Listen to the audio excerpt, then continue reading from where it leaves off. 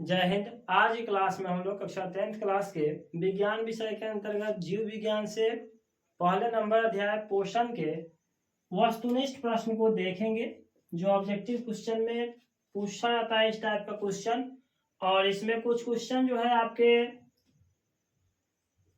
एक नंबर वाले जो क्वेश्चन ऑप्शन के साथ रहते हैं उससे है, और कुछ भरने वाले भी क्वेश्चन है। इस सभी क्वेश्चन को हम लोग आज समझेंगे।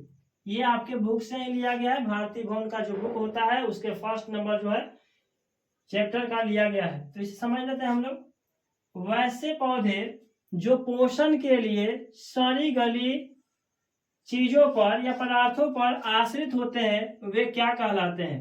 बेसिकली जो पेड़ पौधे जो कूड़ा करकट सड़ जाते हैं उस पदार्थों पर या उस चीजों पर उन चीजों पर आश्रित रहते हैं, वैसे जीव को हम लोग क्या कहते हैं, तो मृत जीवी कहते हैं। वे जो पेड़ पौधे कट जाए, जैसे कि दियार दियार समझते हैं, देहाती भाषा में दियार बोला जाता है, वैसे जीव को जो लकड़ी में लग जाता है उसको देखिएगा धीरे धीरे खंगाल खंगाल कर पूरा खत्म कर देता है, नहीं खा जाता है।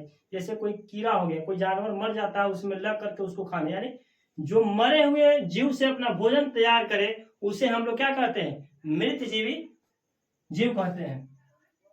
दूसरा नंबर क्वेश्चन है, स्वपोषी पोषण यानी भोजन के लिए क्या क्या आवश्यक है। स्वपोषी भोजन के लिए क्लोरोफिल होना चाहिए, सूर्य का प्रकाश, H2O यानी जल, एवं CO2 यानी कार्बन डाइऑक्साइड की जरूरत पड़ता है। किसके लिए, स्वपोषी पोषण के लिए, भोजन के लिए। ठीक है। तीसरा नंबर क्वेश्चन है, इनमें कौन संश्लेषी अंगक है। तो इसका आंसर है हरित लवक। हरित लवक जो है यह संश्लेषी अंगक है। चौथा क्वेश्चन है, वायुमंडल में CO2 यानी कार्बन डाइऑक्साइड की प्रतिशत मात्रा कितनी है। तो यह है 0.03%। ये क्वेश्चन बहुत इंपॉर्टेंट है, एग्जाम में इस क्वेश्चन को बार बार पूछा जाता है, आप इसे लिखकर जरूर याद कर लेंगे। इंपॉर्टेंट क्वेश्चन चौथा नंबर है। और चलते हैं हम लोग पांचवा नंबर क्वेश्चन के लिए। प्रकाश संश्लेषण प्रक्रम में निम्नांकित में क्या नहीं होता है। तो CO2 का मुक्त होना यानी कार्बन डाइऑक्साइड का मुक्त होना नहीं होता है प्रकाश संश्लेषण प्रक्रम में। छठा नंबर क्वेश्चन है कि इनमें किनके द्वारा अमीबा भोजन का अंतर ग्रहण करता है। भोजन को अमीबा जो है किनके द्वारा अंतर ग्रहण करता है। तो कूटपाद की मदद से अमीबा अपना जो है भोजन ग्रहण करता है या पकड़ता है। अमीबा एक ऐसा जीव है जो एक कोशिकीय है। ये जीव जो है अपना भोजन पकड़ने के लिए ऐसा, इनके जैसे हम लोगों की तरह भोजन करने का मुख है, लेकिन अमीबा के पास नहीं होता है। कहीं से भी भोजन को पकड़ लेता है, कहीं से भी त्याग करता है भोजन को। ठीक है। एक कोशिकीय जीव है। पूछा जाएगा क्वेश्चन कि इनमें कौन सा जीव एक कोशिकीय है। तो अमीबा। अमीबा जो अपना भोजन कैसे ग्रहण करता है, तो कूटपाद की मदद से करता है। ठीक है। सातवां नंबर क्वेश्चन है कि इनमें से किस छिद्र के द्वारा ग्रसनी या ग्रास नली से जुड़ा रहता है। ग्रसनी जो है ग्रास नली से किस छिद्र के द्वारा जुड़ा रहता है। तो ये है निगल द्वार। इससे निगल द्वार से जो है ग्रसनी जो है ग्रास नली से जुड़ा रहता है। आठवां नंबर क्वेश्चन है, ग्रहणी किसका भाग है। ग्रहणी किसका भाग है। तो छोटी आंत का जो है ना, ग्रहणी जो है छोटी आंत का भाग है। आगे हम लोग क्वेश्चन आप रिक्त स्थान की पूर्ति करने से लिया गया है। तो यह है, स्वपोषी पौधे में डैश, यहाँ पे क्या लिखा जाएगा, करने की क्षमता होती है। तो जो स्वपोषी पौधे में जो होती है प्रकाश संश्लेषण क्रिया करने की क्षमता होती है। अगला क्वेश्चन है 10 नंबर कि सौर ऊर्जा का परिवर्तन प्रकाश संश्लेषण में डैश, यानी इसे क्या लिखा जाएगा। तो प्रकाश संश्लेषण में रासायनिक ऊर्जा होता है। क्या कौन सा ऊर्जा होता है। तो रासायनिक ऊर्जा होता है। सौर ऊर्जा का परिवर्तन प्रकाश संश्लेषण में करने पर रासायनिक ऊर्जा में होता है, या रासायनिक ऊर्जा में क्रिया जो है संभव हो पाता है। अगला क्वेश्चन है 11 नंबर की वायुमंडल से पतिया CO2 यानी कार्बन डाइऑक्साइड किसके द्वारा ग्रहण करती है। तो रंध्रों के द्वारा। किसके द्वारा ग्रहण करती है, रंध्रों के द्वारा, यानी डैश की जगह पर क्या लिखाएगा, रंध्र लिखाएगा। आगे क्वेश्चन है 12 नंबर की वे सारी क्रियाएं जिनके द्वारा जीवों का अनुरक्षण होता है वह क्या कहलाता है। तो वह जो प्रक्रिया है जिनके द्वारा जीवों का अनुरक्षण कहलाता होता है वह जैव प्रक्रम कहलाता है। क्या कहलाता है, जैव प्रक्रम। आप परिभाषा याद रखेंगे कि जैव प्रक्रम किसे कहते हैं। तो वे सारी क्रियाएं जिनके द्वारा जीवों का अनुरक्षण होता है उसे हम लोग जैव प्रक्रम कहते हैं।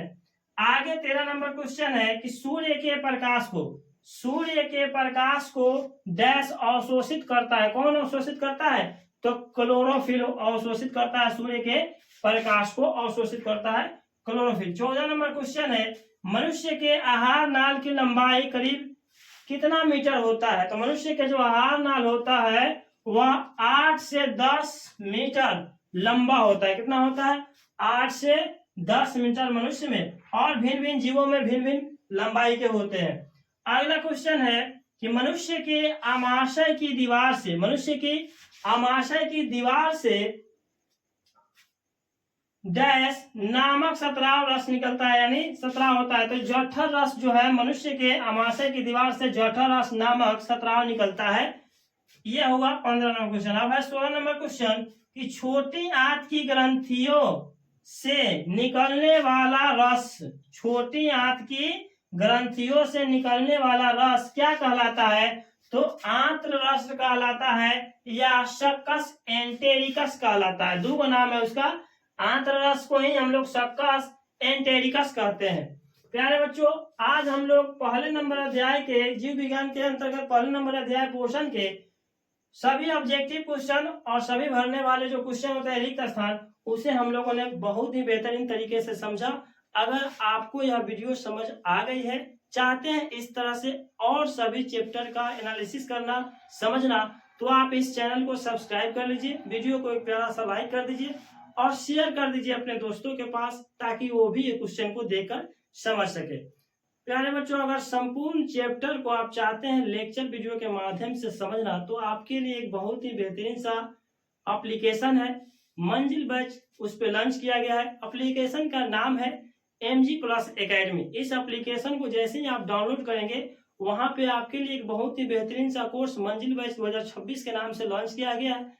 इस बैच में इनरोल होकर आप अपने बोर्ड परीक्षा 2026 में होने वाली संपूर्ण विषयों की तैयारी सफलतापूर्वक कर सकते हैं और अपने हर विषयों में अच्छे मार्क्स ला सकते हैं। तो प्यारे बच्चों, इसके लिए आप एप्लीकेशन को डाउनलोड कीजिए, कोर्स को परचेज कीजिए और अपनी पढ़ाई को जारी रखिए। प्यारे बच्चों, तो मिलते हैं हम लोग अगले वीडियो में। चैनल को सब्सक्राइब कर लीजिए, वीडियो को लाइक तथा शेयर कर दीजिए। धन्यवाद।